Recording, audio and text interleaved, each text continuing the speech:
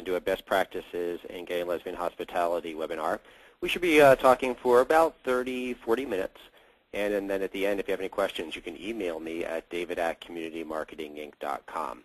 Our goal here is to give some standard practices for our TAG-approved accommodations and best ways to do diversity programs within your hotels. The first thing that we really want to talk about, though, is before you really can do diversity training, is the first step is really to get your house in order. Gay-friendly really does mean appropriate personnel policies. Now, being a TAG-approved properties, I assume that all of you have this in place, so I'm not going to cover this really in depth. But it's really important that every hotel that becomes TAG-approved that has these basic kind of policies in place. So the first one is non-discrimination based on sexual orientation and gender orientation are included in your hiring policies. And again, that's a pretty standard one across the board.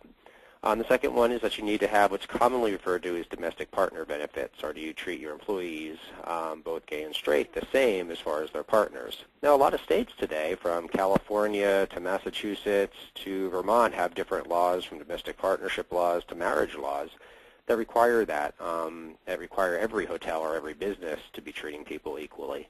But most of the states in the United States do not, so that's why sometimes your personnel policies need to come into place. It's important to have gay and lesbian sensitivity training within your customer service training within your hotel, and we'll talk about all of that as we go on. We also encourage you to involve your gay and lesbian employees in your outreach. So do you have an established Glenn group or an ERG?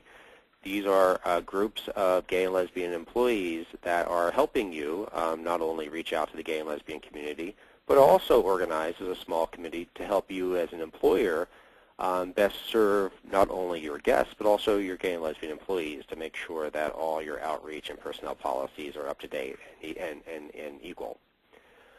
Do you involve yourself in LGBT community organizations for community involvement programs is very important, and we encourage you, especially on the local level, to be part of the gay and lesbian community by supporting the local gay and lesbian community. And again, we also encourage you to be members of LGBT organizations. You're a member of TAG, and that's great, but we'd also encourage you to be members of IGLTA, and also your local gay and lesbian business organization is a great thing, too. All right, so a little bit about comprehensive diversity training versus specific LGBT training. First of all, keep in mind that LGBT is already a diverse community. Members of the LGBT community also make up members of all the different ethnic communities, gender communities, social organizations. LGBT is very, very broad-based to begin with. So one question that always comes up is that our hotels ask us, do we need to have specific LGBT diversity training, or can we put the LGBT diversity training in the context of our larger diversity training that we already have in place? And our basic feeling is that you can do it either way, but we think it's perfectly okay, if not better in some ways, to put your LGBT training in as part of an overall training that is encouraging diversity of thought and communities within your hotel environment. So, and granted that there are some positions that do warrant additional training. I think concierge and front desk is a perfect example of that.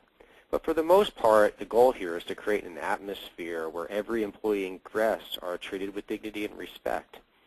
So I think the best way to do that, and really to get that message across sometimes, is to include LGBT as part of your overall diversity messaging that's coming out of your hotel during training.